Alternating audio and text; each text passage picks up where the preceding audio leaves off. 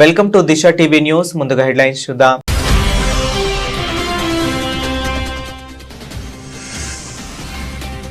Startup ఇండియాకు 10 ఏళ్లు. దేశ యువతిపై ప్రధాని మోదీ ప్రశంసలు. స్టార్టప్లో మహిళల భాగస్వామ్యం పెరిగిందన్న ప్రధాని.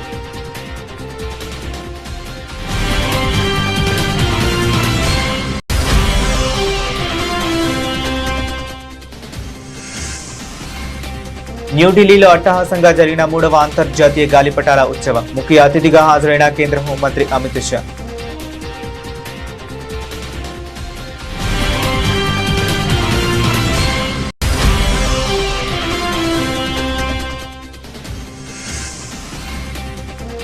మహారాష్ట్రలోని 28 కార్పొరేషన్లలో బీజేపీ విజయ దుందువి. చాలా చోట్ల ఏకైక అతిపెద్ద పార్టీగా నిలిచిన బీజేపీ.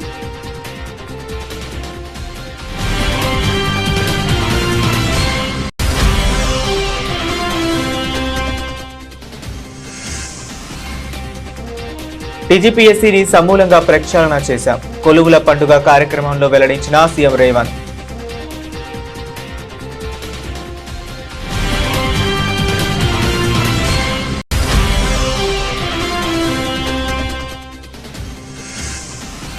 సికింద్రాబాద్ అస్తిత్వాన్ని కాపాడుకునేందుకు బీఆర్ఎస్ శాంతియుత ర్యాలీ. నల్ల జెండాలు, కండువాలు కప్పుకొని సికింద్రాబాద్ బచావో అంటూ నినాదాలు.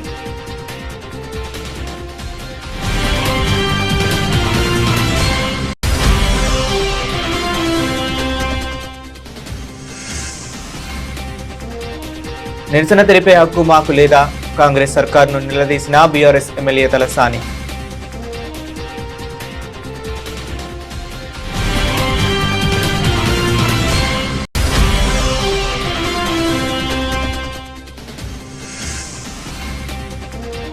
రాష్ట్రంలో దేవాలయాలపై జరుగుతున్న దాడులకు సీఎం రేవంత్ దే బాధ్యత. తేల్చి చెప్పిన BJP MP Dharmapuri Arvind.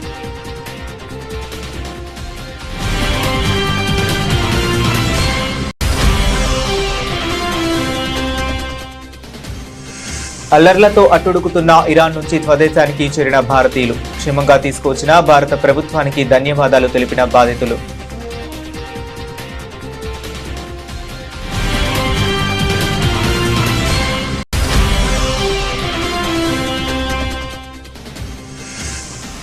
AICC కార్యదర్శి సంపత్ కుమార్ పై ప్రత్యేక దర్యాప్తు బృందాన్ని వేయాలి. ప్రభుత్వాన్ని డిమాండ్ చేసిన బీఆర్ఎస్ సోషల్ మీడియా కన్వీనర్ మన్నే క్రిషాంక్.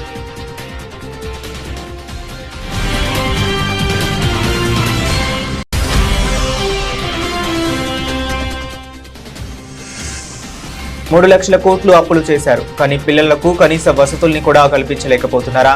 కుటుంబీ ప్రభుత్వాన్ని నిలదీసిన వైసీపీ నేత కారుమూరు.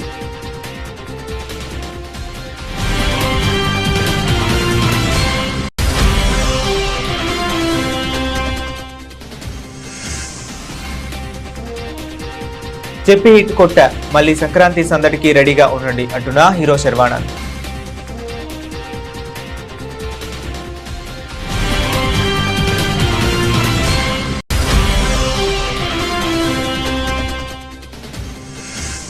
ఫిబ్రవరి 1 ఆదివారం కేంద్ర బడ్జెట్ ప్రకటన. కీలక నిర్ణయం తీసుకున్న స్టాక్ మార్కెట్లు. ఆదివారం కూడా పనిచేయనున్న వెల్లడి.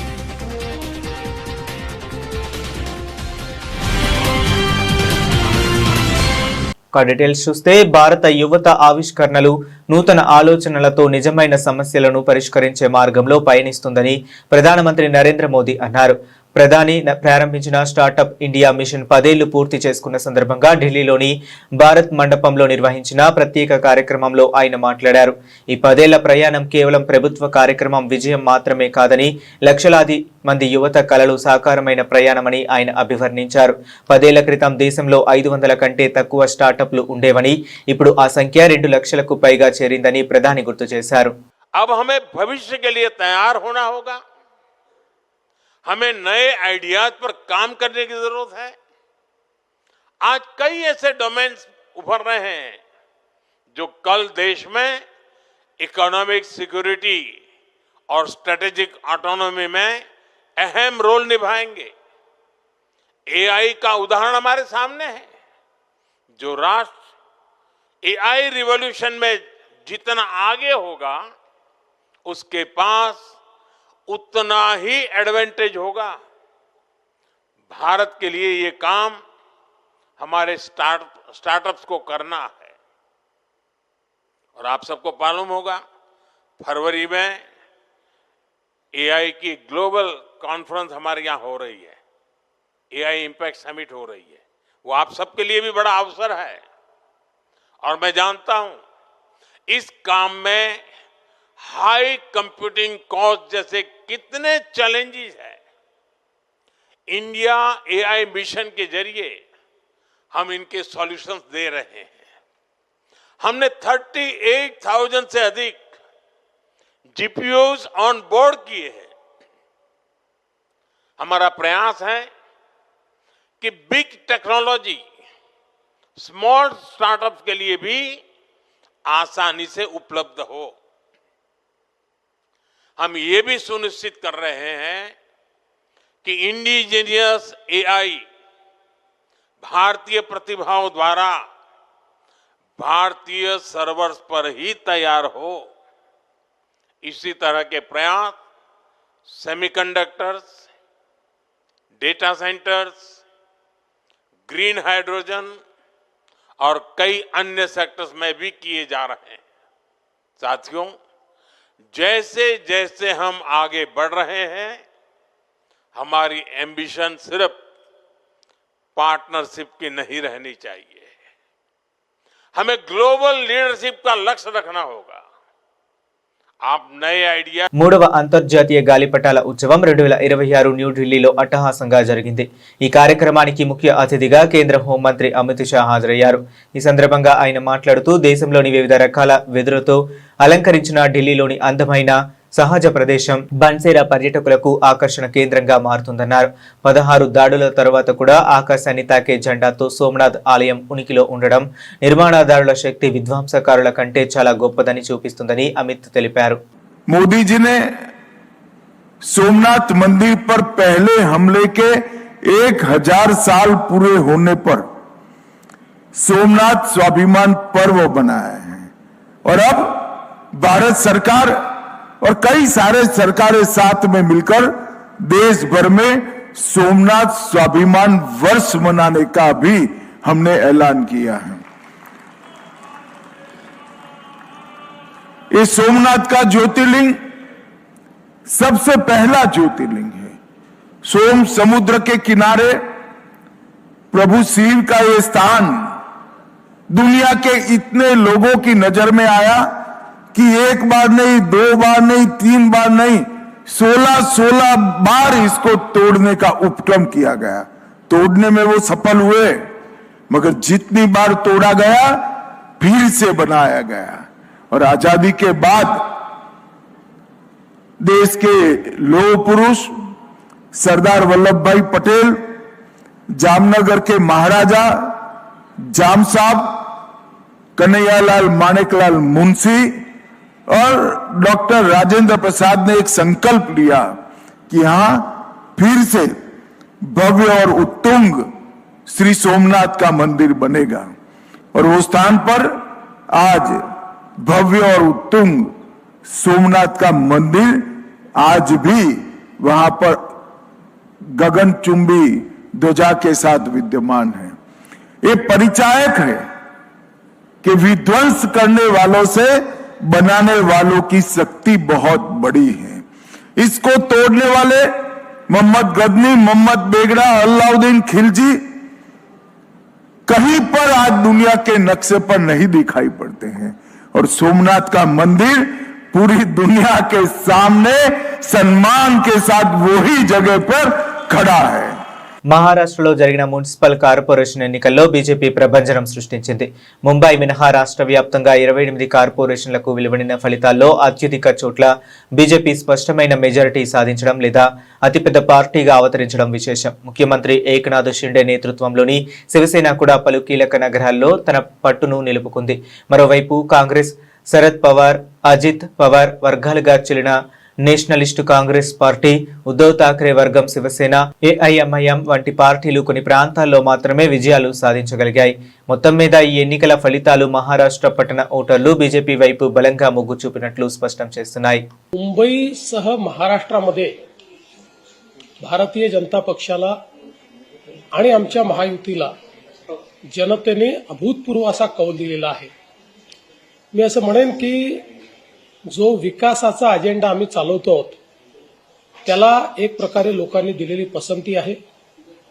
देशाचे प्रधानमंत्री माननीय नरेंद्र मोदीजी यांच्यावर दाखवलेला हा जनतेचा विश्वास आहे आणि मला असं वाटतं की निश्चितपणे एक अभूतपूर्व अशा प्रकारचं हे मॅन्डेट आहे जे कदाचित यापूर्वी कुठल्याच पक्षाला मिळालं नसेल असं मॅन्डेट हे आम्हाला या ठिकाणी मिळालंय. मी महाराष्ट्राच्या जनतेचे अतिशय मनापासून आभार मानतो. मी नागपूरमध्ये आहे, हे माझं मतदारसंघ आहे. याही ठिकाणी नागपूरमध्ये नागपूरच्या जनतेने अभूतपूर्व असा कौल आम्हाला दिलेला आहे. त्यामुळे नागपूरच्या जनतेचेही मनापासून आभार मानतो आणि एकच विश्वास मी देऊ इच्छितो की या अभूतपूर्व विजयानंतर आम्ही कुठेही त्या ठिकाणी अति आत्मविश्वासात जाणार नाही, कुठेही गर्वात जाणार नाही. तर आम्ही असं समजतो की ही जनतेने आमच्यावर टाकलेली जबाबदारी आहे आणि ही जबाबदारी योग्य प्रकारे आम्हाला निभवायची आहे. त्या पुढच्या काळातही आम्ही चांगल्या पद्धतीनं कारभार चालवून, पारदर्शी प्रामाणिकतेतून कारभार चालवून आम्ही हा प्रयत्न करू की या ठिकाणी हे जे काही मॅन्डेट आहे त्या मॅन्डेटला साजेसं आमचं काम असेल. कोण होईल यावर चर्चा होती. मराठी होईल, हिंदू कोण होईल, आता कोण कल्याण डोंबिवली त्या मुंबईच्या महापौराच्या चर्चेला पूर्ण विराम आहे. कारण महायुतीचं बहुमत आलं आहे. महायुतीने पहिल्यांदाच स्पष्ट केलेलं आहे महापौर महायुतीचा, महापौर मराठी, महापौर हिंदू. రాష్ట్ర పబ్లిక్ సర్వీస్ కమిషన్ ను గత ప్రభుత్వం భ్రష్టు పట్టించిందని సీఎం రేవంత్ రెడ్డి ఆరోపించారు. ఆర్ఎంపీ డాక్టర్ జుపిటి ఎంఆర్ఓ రిటైర్డ్ టీచర్ను టీజీపీఎస్సీ సభ్యులుగా నియమించిందని ధ్వజమెత్తారు. తమ ప్రభుత్వం రాగానే టీజీపీఎస్సీని సమూలంగా ప్రక్షాళన చేశామని చెప్పారు. తెలంగాణ పట్ల చిత్తశుద్ధి ఉన్న వాళ్ళనే టీజీపీఎస్సీ సభ్యులుగా నియమించామన్నారు. ఈ చిత్తశుద్ధితో 2 ఏళ్లలోనే ప్రభుత్వ ఉపాధ్యాయులు గ్రూప్ 1, 2, 3 వంటి ఉద్యోగాలను ఎలాంటి తప్పులు లేకుండా భర్తీ చేశామని వివరించారు. దాదాపుగా 70,000 ఉద్యోగాలను భర్తీ చేశామని చెప్పారు. నియామక పత్రాలు ఇవ్వొద్దని కొందరు కుట్రలు చేసినా కోర్టుల్లో కోట్లాడి మరీ ఖాళీలను భర్తీ చేశామన్నారు. శుక్రవారం శిల్పకళా వేదికలో నిర్వహించిన కొలువుల పండుగ కార్యక్రమంలో గ్రూప్ 3కి ఎంపికైన 1,370 మందికి సీఎం ఉద్యోగ నియామక పత్రాలను అందజేశారు. సర్కారుకు వారధులు, సారథులు ప్రభుత్వ ఉద్యోగులేనని అన్నారు. ఇది ఏదో ప్రభుత్వ ఉద్యోగము రోజుకి 8 గంటలో 10 గంటలో పనిచేస్తే వేతనం తీసుకునే బాధ్యత కాదు. తెలంగాణ రాష్ట్ర ప్రభుత్వంలో ఉద్యోగం అంటే ఇది ఒక భావోద్వేగము. చేరుని రోజు ఏ ఘరం అయితే ఉందో రిటైర్మెంట్ రోజు కూడా అదే ఘరంతో అదే తల వంచకుండా తల నిలబెట్టి 30-35 సంవత్సరాలు ఈ రాష్ట్రం కోసం, ఈ తెలంగాణ ప్రజల కోసం నిక్కచ్చిగా నేను పనిచేసిన. నా దగ్గరకు వచ్చే పేదవాడు ఏదైనా సాయం అడిగి చేయి చేస్తే ఆ పేదవాడి మొహంలో నా తల్లో నా తండ్రో కనిపిస్తుంది. నా తల్లిదండ్రులు నా ఎదురుగా నిలబడి నన్ను సహాయం అడిగితే ఏ మనసుతో నేను పని చేస్తానో అదే మనసుతో పేదవాడికి నేను సేవ అందిస్తా అని ఒక లక్ష్యాన్ని మీరు పెట్టుకోవాలి. తల్లిదండ్రులను బాగా చూసుకోనోడు నా దృష్టిలో, సమాజం దృష్టిలో మానవ జన్మ ఎత్తడానికి అర్హత లేదు అని నేను భావిస్తున్నా. దయచేసి ఈ రోజు నుంచి ఈ ప్రభుత్వంలో మీరు భాగస్వాములు. మీ అందరి నుంచి నేను ఆశిస్తున్నది ఒకే ఒకటి, మీ తల్లిదండ్రులను బాగా చూసుకోండి. కన్న తల్లిదండ్రులను, పుట్టిన ఊరును బాగా చూసుకునేవాడు ఈ తెలంగాణ రాష్ట్రాన్ని బ్రహ్మాండంగా అభివృద్ధి చేస్తాడని నేను నమ్ముతున్నా. సికింద్రాబాద్ అస్తిత్వాన్ని కాపాడుకునేందుకు బీఆర్ఎస్ శాంతియుత ర్యాలీ చేపట్టింది. మోండా మార్కెట్, బాటా, జనరల్ బజార్ మీదుగా సికింద్రాబాద్ రైల్వే స్టేషన్ వైపుగా ర్యాలీ కొనసాగింది. నల్ల జెండాలు, కండువాలు కప్పుకొని పెద్ద ఎత్తున ప్రజలు, బీఆర్ఎస్ కార్యకర్తలు ర్యాలీలో పాల్గొన్నారు. సికింద్రాబాద్ బచావో అంటూ నినాదాలు చేశారు. శాంతియుత ర్యాలీ నేపథ్యంలో Secunderabad railway station, Patny centre పరిసర ప్రాంతాల్లో పోలీసులు భారీగా మోహరించారు. అటువైపు నుంచి వెళ్లే ప్రతి వాహనాన్ని ఆపి క్షుణ్ణంగా తనిఖీ చేసి పంపిస్తున్నారు. మరోవైపు ర్యాలీలో పాల్గొనేందుకు వస్తున్న వారిపై పోలీసులు ఉక్కుపాదం మోపారు. ఎక్కడికక్కడ అరెస్టులు చేసి బలవంతంగా వాహనాల్లో ఎక్కించి తరలించారు. అల్పా హోటల్లోనికి వెళ్లి మరీ అరెస్టులు చేశారు. అలాగే లష్కర్ జిల్లా సాధనా సమితి అధ్యక్షుడు పవన్ కుమార్ గౌడ్ ను పోలీసులు అరెస్ట్ చేశారు. ఎంజీ రోడ్డులోని మహాత్మా గాంధీ విగ్రహం వద్ద ధర్నా చేస్తుండగా అరెస్ట్ చేశారు.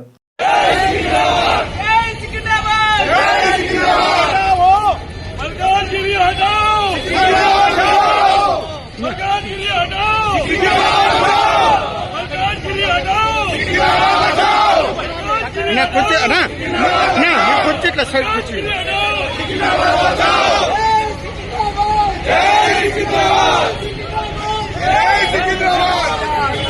సికింద్రాబాద్ అస్తిత్వాన్ని కాపాడుకుంటామని సనత్ నగర్ ఎమ్మెల్యే బీఆర్ఎస్ నేత తలసాని శ్రీనివాస్ యాదవ్ స్పష్టం చేశారు. హైదరాబాద్లోని తెలంగాణ భవన్ వద్ద తలసాని మీడియాతో మాట్లాడుతూ నిరసన తెలిపే హక్కు మాకు లేదా అని ప్రశ్నించారు.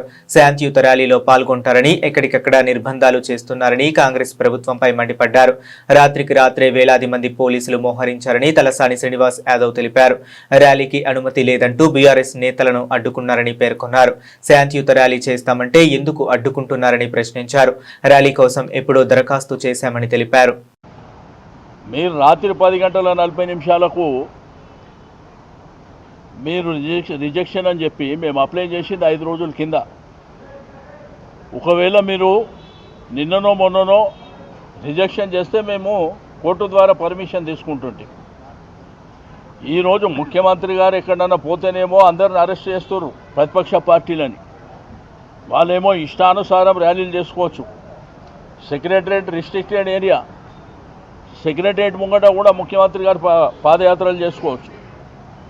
కానీ ప్రజాస్వామ్యం లోపల మాకు హక్కు లేనట్టు, మా అస్తిత్వం, మా సికింద్రాబాద్ ప్రజలు 220 సంవత్సరాల చరిత్ర ఉన్నటువంటి మా ప్రాంతాన్ని, మా ప్రాంతం పేరు లేకుండా మా అస్తిత్వం మీద దెబ్బ కొట్టినప్పుడు ప్రజాస్వామ్యబద్ధంగా మేము నిరసన చెప్పేటువంటి కార్యక్రమాన్ని ఈరోజు ఏర్పాటు చేసుకున్నాం. మీరు చూస్తే ఒక కర్ఫ్యూని తలపించే విధంగా కొన్ని వేలాది మంది పోలీసులు పెట్టి ఎక్కడదక్కడ అరెస్టుల పర్వం కొనసాగించడం అనేది దుర్మార్గమైనటువంటి చర్య. దీన్ని తీవ్రంగా ఖండించడమే కాకుండా మళ్ళీ ఫస్ట్ వీక్లో కోర్టుకు పోతాం, న్యాయపరంగా పర్మిషన్ తీసుకొని మళ్ళీ ర్యాలీ కంటిన్యూ చేస్తామని చెప్పి నేను ఈ సందర్భంగా తెలియజేస్తూ ఉన్నాను. అవును, శ్రీరాముడికి బీజేపీ సభ్యత్వం ఉంది, సందేహం ఉంటే వెళ్లి చూసుకోండి అని బీజేపీ ఎంపీ ధర్మపురి అరవింద్ అన్నారు. కాంగ్రెసే ముస్లింలే కాంగ్రెస్ అని మీ సీఎం రేవంత్ ప్రకటించారు కదా, మరి ఈ అంశం మీ పార్టీ రాజ్యాంగంలో ఉందా అని టీపీసీసీ అధ్యక్షుడు మహేష్ గౌడ్ను అరవింద్ ప్రశ్నించారు. హిందువులా ముస్లింలా అని చూసి మరి పెహల్గాంలో టెర్రరిస్టులు మరణకాండను పాల్పడ్డ కాంగ్రెస్ నాయకులకు బుద్ధి రాలేదని మండిపడ్డారు. బీజేపీ రాష్ట్ర కార్యాలయంలో అరవింద్ మాట్లాడుతూ రాష్ట్రంలో దేవాలయాలపై జరుగుతున్న దాడులకు సీఎం రేవంత్దే బాధ్యత అని స్పష్టం చేశారు. రేవంత్ సీఎం అయ్యాక హైదరాబాద్ చుట్టుపక్కల ప్రాంతాల్లో ఇప్పటి వరకు 9 దేవాలయాలపై దాడులు జరిగాయన్నారు. ఈ దాడులు మత కల్లోలాలకు దారితీసే అవకాశం ఉందని పేర్కొన్నారు. పాత బస్తీ నుంచి హిందువులను తరిమివేసే కుట్ర జరుగుతుందని ఆరోపించారు. హిందూ దేవుళ్లపై ఒట్టేసి హామీలిచ్చి అమలు చేయని రేవంత్ అల్లాపై ఒక్క ఒట్టైనా వేశారా అని అరవింద్ ప్రశ్నించారు. August 26, 2024 Bhulakshmi Mata temple Rakshapuram Santosh Nagar. October 14, 2024 Mutyalamma temple Kumariguda Monda market దగ్గర. November 5, 2024 Hanuman temple Navagraha shrine airport colony Shamshabad. November 9, 2024 Somaiah, Chowdamma and Pochamma temples Jukkal village Shamshabad mandal. March 10, 2025 Ramalingeswara Anjaneya Devasthanam Shivalayam IDPL colony Gandhinagar Hyderabad. October 16, 2025 Ramalayam Hanuman temple Rampalli Keesara Medchal Malkajgiri district. జనవరి 6, 7 ఈ 2 రోజులు Sri Venkateswara Swamy temple Sardar Nagar KPHB colony. జనవరి 10, 2026 కట్టమైసమ్మ టెంపుల్ సఫిల్గూడ నేరేడ్మెట్ ఏరియా. జనవరి 14, 2026 Maisamma temple Puranapul Darwaza old city Hyderabad. ఇది రేవంత్ రెడ్డి గారి ఘనత. ఇది ఆయన చేసే స్టేట్మెంట్లకి. అల్లర్లతో అట్టుడుకుతున్న ఇరాన్ నుంచి పలువురు భారత పౌరులు క్షేమంగా స్వదేశానికి తిరిగి వచ్చారు. భారత ప్రభుత్వం జారీ చేసిన సూచనల నేపథ్యంలో శుక్రవారం రాత్రి వారు ఢిల్లీలోని ఇందిరాగాంధీ అంతర్జాతీయ విమానాశ్రయానికి చేరుకున్నారు. క్లిష్ట పరిస్థితుల్లో తమను సురక్షితంగా తీసుకువచ్చినందుకు వారు కేంద్ర ప్రభుత్వానికి, ప్రధాని నరేంద్ర మోదీకి కృతజ్ఞతలు తెలిపారు. ఇరాన్లో ఆర్థిక సంక్షోభం, కరెన్సీ పతనం కారణంగా గత డిసెంబర్ చివరి నుంచి తీవ్ర నిరసనలు వెల్లువెత్తాయి. ఈ నేపథ్యంలో భారత విదేశాంగ శాఖ టెహ్రాన్లోని భారత రాయబార రాయబార కార్యాలయం పలుమార్లు హెచ్చరికలు జారీ చేశాయి. స్వదేశానికి తిరిగొచ్చిన ఒకరు మీడియాతో మాట్లాడుతూ అక్కడ పరిస్థితులు చాలా దారుణంగా ఉన్నాయి. భారత ప్రభుత్వం రాయబార కార్యాలయం మమ్మల్ని ఎప్పటికప్పుడు అప్రమత్తం చేశాయి. మోదీజీ ఉంటే ఏదైనా సాధ్యమే అని అన్నారు. सब ठीक है. जैसा कि सुनने में आ रहा था कि जो यूएस है उन्होंने धमकी दी थी. हमें आइडिया नहीं था, हमें इंटरनेट ही नहीं था. इंडियन एम्बेसी ने आप लोगों से कांटेक्ट किया था इंडियन एम्बेसी से? हाँ, लेकिन हम खुद आए हैं फिलहाल. हमें कुछ आइडिया नहीं अभी. नहीं हाँ, सुनने में आ रहा था बट हमने देखा नहीं कुछ. బ్రెమరా ఇన్ఫ్రా కంపెనీపై బెదిరింపులకు పాల్పడిన ఘటనలో ఏఐసీసీ కార్యదర్శి సంపత్ కుమార్ పై ప్రత్యేక దర్యాప్తు బృందాన్ని వేయాలని బీఆర్ఎస్ సోషల్ మీడియా కన్వీనర్ మన్నే క్రిషాంక్, ఎమ్మెల్యే విజయుడు ప్రభుత్వాన్ని డిమాండ్ చేశారు. చిన్న విషయాలపై సిట్ విచారణ అంటూ ఊదరగొట్టే రేవంత్ సర్కార్ మాజీ ఎమ్మెల్యే సంపత్ కుమార్ ఆగడాలపై మాత్రం ఎందుకు పట్టింపు లేకుండా వ్యవహరిస్తున్నదని ప్రశ్నించారు. నంబర్ 1 చాలా ఇంపార్టెంట్ అంశం. ఎందుకంటే ఏఐసిసి సెక్రటరీ వారి హోదా రాహుల్ గాంధీ గారికి సన్నిహితంగా వాళ్ళ టీం సభ్యులు ఏఐసి సభ్యులను వేసుకుంటారు. సో రేవంత్ రెడ్డి గారు వీరి రికమెండేషను వీరు అట్లా ఏఐసిసి సెక్రటరీగా జాతీయ హోదాలో ఉన్నారు. అప్పుడప్పుడు ఇతర రాష్ట్రాల్లో ఎన్నికలు ఉన్నప్పుడు కూడా ఇన్ఛార్జ్గా వేస్తారు సంపత్ కుమార్ గారిని. మరి మీనాక్షి నటరాజన్ గారు సమాధానం చెప్తారా, లేదు ఏఐసిసి నాయకులు ఎవరన్నా సమాధానం చెప్తారా, లేదు మరి రాష్ట్ర ముఖ్యమంత్రి అలియాస్ హోంశాఖ మంత్రి రేవంత్ రెడ్డి గారు ఏమన్నా సమాధానం చెప్తారా? ఆర్ రేపు వారు అదే ప్రాంతానికి పర్యటన కూడా వెళ్తున్నారు కదా, మీడియా ఛానల్స్ మీద సిట్ ఎంక్వైరీ చేస్తున్నారు. మరి కరప్షన్ మీద విచారణ సిట్ ఎంక్వైరీ రేవంత్ రెడ్డి గారు రేపు ప్రకటిస్తారా? ఎందుకంటే శ్రీ భ్రమర ఇన్ఫ్రాస్ట్రక్చర్ వాళ్ళు పోలీస్కి రాసిన ఫిర్యాదు ఇది. వాళ్ళ ఫిర్యాదు లేఖలోనే స్పష్టంగా సంపత్ కుమార్ గారి పేరిందులో పొందుపరుస్తూ 8 కోట్ల వసూలు అడిగిన మమ్మల్ని, వారికి వచ్చిన జాతీయ కాంట్రాక్టుకు ఆ కాంట్రాక్టర్లను 8 కోట్లు ఇవ్వాలి, ఇచ్చుకోవాలి. ఒకవైపు 300 కోట్ల డెకెన్ సిమెంట్స్ గతంలో చూసినాం. మంత్రి గారి ఇంటి ముందే రోడ్డు మీదే పంచాయతీ, టాస్క్ ఫోర్స్ పోలీసులు ఒక కాంగ్రెస్ మంత్రి కొండా సురేఖ గారి ఇంటికి పోయారు. ఏందబ్బా అనంటే డెకెన్ సిమెంట్స్ అనే ఒక పారిశ్రామికవేత్తను తుపాకీ పెట్టి 300 కోట్లు వసూలు చేసే ప్రయత్నం చేసిర్రు అని. దాని మీద ఎఫ్ఐఆర్ లేదు. ఇగోండి ఇంకొకటి అలాంటి సంఘటన. కూటమి ప్రభుత్వంపై వైఎస్ఆర్సీపీ అధికార ప్రతినిధి కారుమూరు వెంకటరెడ్డి మరోసారి సంచలన ఆరోపణలు చేశారు.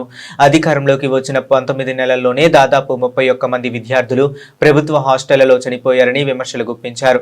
పెద్ద బయలులో నిన్న ఒక ఆశ్రమ విద్యార్థిని బలైందని, ఇవన్నీ ప్రభుత్వ హత్యలే అని ఘాటు వ్యాఖ్యలు చేశారు. 3 లక్షల కోట్ల అప్పులు చేశారు, కానీ పిల్లలకు కనీస వస్తువుల్ని కూడా కల్పించలేకపోతున్నారా అని నిలదీశారు. చంద్రబాబు నాయుడు గారి కూటమి ప్రభుత్వం అధికారంలో వచ్చిన ఈ 19 నెలల కాలంలో 31 మంది పిల్లలు హాస్టల్లో ఉండేటటువంటి పిల్లలు చనిపోయినటువంటి పరిస్థితి. నిన్నటికి నిన్న ఇంకొక ఆశ్రమ పాఠశాల విద్యార్థిని బలైంది. విద్యార్థిని తల్లిదండ్రులు కొర్రా భాస్కర్రావు లక్ష్మీ దంపతుల కథనం ప్రకారం కొర్రా పూజిత 14 సంవత్సరాలు పెద్దబయలు గిరిజన సంక్షేమ ఆశ్రమ బాలికల పాఠశాల 2లో 9వ తరగతి చదువుతుంది. ఈ నెల 8న సంక్రాంతి సెలవులు ఇవ్వడంతో ఇంటికి వచ్చింది. గొంతులో నొప్పి దగ్గు వస్తుందని చెప్పడంతో 10న తల్లిదండ్రులు ఏదైతే పెద్ద బయలు పిహెచ్సికి తీసుకెళ్లి పరీక్ష చేయించారు. HB 6.2 ఉందని మందులు ఇచ్చారు. ముంచగిపుట్టు ఏరియా ఆసుపత్రికి వెళ్లాలని సూచనతో అక్కడ మళ్లీ పరీక్షలు చేసి తేడా ఏమీ లేదని చెప్పారు. దీంతో పూజితను తల్లిదండ్రులు ఇంటికి తీసుకొచ్చారు. ఈ నెల 14న పూజితకు గొంతు నొప్పి ఎక్కువైంది, శ్వాస తీసుకోవడానికి ఇబ్బంది పడింది. దీంతో తల్లిదండ్రులు ఉదయం 8 గంటలకు 108 అంబులెన్స్కి ఫోన్ చేశారు. అయితే 2 గంటలు పడుతుందని సిబ్బంది సమాధానం చెప్పారు. 108 అంబులెన్స్ రావడానికి 2 గంటలు పట్టిద్దని చెప్పారంట. ఎలా ఉంది ఆంధ్రప్రదేశ్ రాష్ట్రంలో దారుణమైనటువంటి పరిస్థితి ఒకసారి మీరు చూడండి. తర్వాత దీంతో ఎంపీటీసీ ద్వారా తల్లిదండ్రులు 108కు ఫోన్ చేస్తే గంటలో వస్తామని సిబ్బంది బదిలిచ్చారు. ఎంతకు 108 రాకపోవడంతో ఆటోలో 8 కిలోమీటర్ల దూరంలో ఉన్న పెద్దబయలు పిహెచ్సికి వెళ్లారు. అక్కడ వైద్య సిబ్బంది పరీక్షలు చేసి వెంటనే పాడేరు జిల్లా ఆసుపత్రికి తీసుకెళ్లాలని రిఫర్ చేస్తే అక్కడ కూడా 108 అందుబాటులో లేకపోవడంతో కుటుంబ సభ్యుల ఒత్తిడి మేరకు ఆసుపత్రి సిబ్బంది పిహెచ్సి అంబులెన్స్ లో పూజితను తరలించారు. పాడేరు జిల్లా ఆసుపత్రిలో వైద్యం అందిస్తుండగా పరిస్థితి వికటించి పూజిత 14 ఏళ్ల పూజిత మరణించినటువంటి పరిస్థితి. ఓ పక్క అంబులెన్సులు సకాలంలో రాలేదు, ఇంకొక పక్క అక్కడ పాఠశాలలోనే అమ్మాయికి ఆరోగ్యం క్షీణించేటటువంటి పరిస్థితి. ఎందుకంటే సంక్రాంతి పోటీలో కొంచెం ఆలస్యంగా థియేటర్లలోకి వచ్చినప్పటికీ ప్రేక్షకుల నుంచి వచ్చిన బలమైన స్పందనతో నారీ నారీ నడుమ మురారి సినిమా బాక్సాఫీస్ వద్ద సత్తా చాటుతుంది. కుటుంబ ప్రేక్షకులను ప్రధానంగా ఆకట్టుకునే హాస్యం, వినోదాత్మక కథనంతో రూపొందిన ఈ చిత్రం మౌత్ టాక్తో రోజు రోజుకి థియేటర్ల సంఖ్య పెంచుకుంటూ సంక్రాంతి సక్సెస్ స్టోరీగా మారింది. ఈ విజయాన్ని సెలబ్రేట్ చేసుకుంటూ హైదరాబాద్లో చిత్ర బృందం ఘనంగా సక్సెస్ మీట్ నిర్వహించింది. ఈ వేడుకలో హీరో శర్వానంద్ మాట్లాడుతూ ఈ సినిమా తన కెరీర్లో ప్రత్యేకమైన అనుభూతిని ఇచ్చిందని చెప్పారు. చాలా కాలంగా ఎదురు చూస్తున్న పెద్ద విజయాన్ని ఈ సినిమా అందించింది అని ఆనందం వ్యక్తం చేశారు. ఈ సినిమాలో నరేష్ పోషించిన తండ్రి పాత్రకు ప్రేక్షకుల నుంచి వస్తున్న స్పందనను కూడా శర్వానంద్ ప్రస్తావించారు. నరేష్ గారి క్యారెక్టర్ థియేటర్లో మరో హీరోలా ఎలివేట్ అయింది. ప్రేక్షకులకు ఆ పాత్ర ఇచ్చే రెస్పాన్స్ చూసి చాలా సంతోషంగా ఉంది అన్నారు. అలాగే సంక్రాంతి సీజన్ తనకు కలిసి వస్తుందని సరదాగా వ్యాఖ్యానిస్తూ ఇకపై ప్రతి సంక్రాంతికి తన కోసం ఒక సినిమా స్లాట్ రిజర్వ్ చేసుకోవాలని నవ్వుతూ చెప్పారు. వెరీ ఎమోషనల్ మూమెంట్ నాకు ఇది.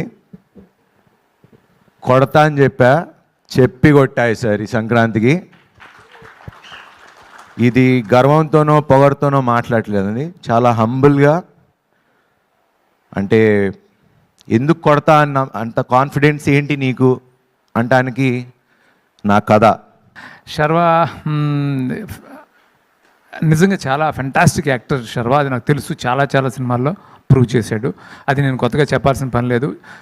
అతను ఈ సినిమాలో పర్టికులర్గా నాకేంటంటే తను మెయింటైన్ చేసిన లుక్ చాలా చాలా బాగుంది. అంటే 2 వేరియేషన్స్ చాలా బాగా చేశాడు. చార్మింగ్ స్టార్ అనే ట్యాగ్ని 100% జస్టిఫై చేశాడు. Congrats Sharwa, so happy for you. ఎంత పెద్ద సక్సెస్, ఎంత బ్లాక్ బస్టర్. అంటే కొన్ని అలా జరుగుతాయి. అంటే సంక్రాంతి సెంటిమెంట్ ఇంటికి మళ్ళీ అగైన్ రిపీట్ అయినందుకు చాలా హ్యాపీగా ఉంది. ఈ సెంటిమెంట్స్ నమ్మాలనిపిస్తుంది. అనిల్, నువ్వు ఇలాగే. కేంద్ర బడ్జెట్ 2026-27 నేపథ్యంలో దేశీయ స్టాక్ మార్కెట్లు కీలక నిర్ణయం తీసుకున్నాయి. బడ్జెట్ ప్రవేశపెట్టే రోజైన ఫిబ్రవరి 1వ తేదీ ఆదివారం అయినప్పటికీ ఆ రోజున యథావిధిగా ట్రేడింగ్ నిర్వహించనున్నట్లు Bombay stock exchange, national stock exchange ప్రకటించాయి. ఈ మేరకు ప్రత్యేక సర్క్యులర్లను జారీ చేశాయి. ఫిబ్రవరి 1న ఉదయం 9:15 నుంచి మధ్యాహ్నం 3:30 వరకు సాధారణ ట్రేడింగ్ సెషన్ జరుగుతుందని ఎన్ఎస్ఈ తన సర్క్యులర్లో పేర్కొంది. ఈక్విటీ సెగ్మెంట్తో పాటు future and option, commodity, derivatives విభాగాల్లోనూ ట్రేడింగ్ ఉంటుందని స్పష్టం చేసింది. అయితే T+0 settlement session, auction session మాత్రం ఆ రోజు ఉండవచ్చని బీఎస్ఈ తెలిపింది. సాధారణంగా శని, ఆదివారాల్లో స్టాక్ మార్కెట్లకు సెలవు ఉంటుంది. అయితే బడ్జెట్ వంటి కీలక ఘట్టం కారణంగా ఈ ప్రత్యేక ఏర్పాటు చేశారు. 2000 సంవత్సరం తర్వాత బడ్జెట్ను ఆదివారం ప్రవేశపెట్టడం ఇదే మొదటిసారి. గతంలో 2015, 2025 బడ్జెట్లను శనివారాల్లో ప్రవేశపెట్టినప్పుడు కూడా మార్కెట్లను తెరిచే ఉంచారు. బులెటిన్ ముగించే ముందు మరొకసారి హెడ్లైన్స్ చూద్దాం.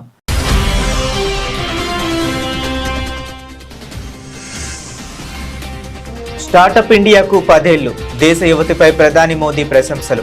స్టార్టప్లో మహిళల భాగస్వామ్యం పెరిగిందన్న ప్రధాని.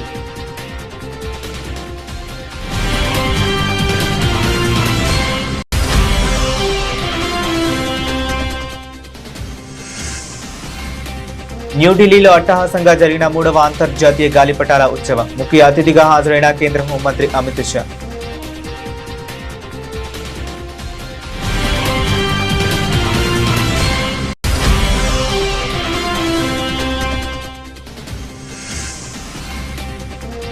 మహారాష్ట్రలోని 28 కార్పొరేషన్లలో బీజేపీ విజయ దుందువి. చాలా చోట్ల ఏకైక అతిపెద్ద పార్టీగా నిలిచిన బీజేపీ.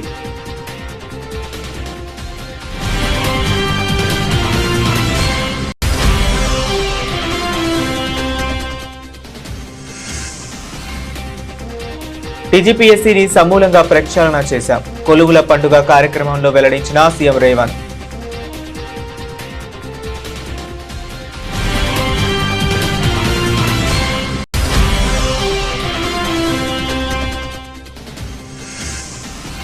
సికింద్రాబాద్ అస్తిత్వాన్ని కాపాడుకునేందుకు బీఆర్ఎస్ శాంతియుత ర్యాలీ. నల్ల జెండాలు, కండువాలు కప్పుకొని సికింద్రాబాద్ బచావో అంటూ నినాదాలు.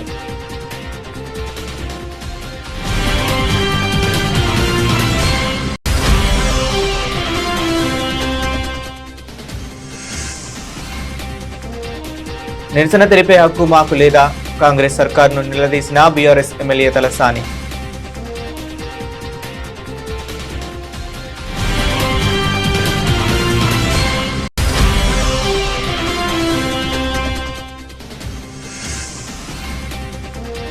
రాష్ట్రంలో దేవాలయాలపై జరుగుతున్న దాడులకు సీఎం రేవంత్ దే బాధ్యత తేల్చి చెప్పిన BJP MP Dharmapuri Arvind.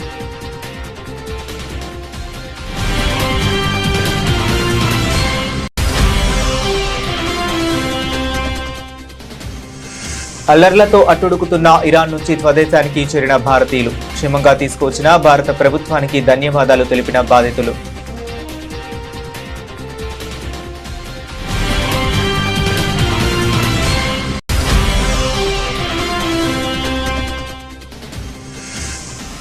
AICC కార్యదర్శి సంపత్ కుమార్ పై ప్రత్యేక దర్యాప్తు బృందాన్ని వేయాలి. ప్రభుత్వాన్ని డిమాండ్ చేసిన BRS social media convener Manne Krishank.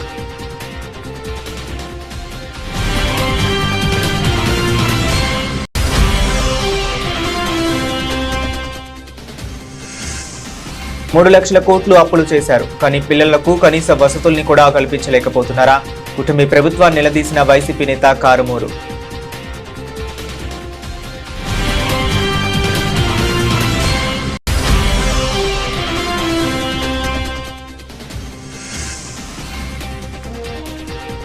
చెప్పి హిట్ కొట్టా, మళ్ళీ సంక్రాంతి సందడికి రెడీగా ఉండండి అంటున్నా హీరో శర్వానంద్.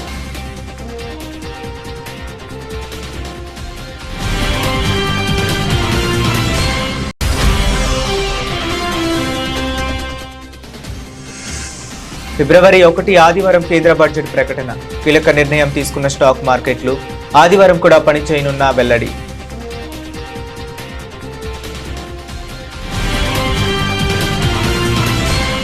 ఇవి ఇప్పటి వరకు ఉన్న అప్డేట్స్. మరిన్ని అప్డేట్స్ కోసం కీప్ వాచింగ్.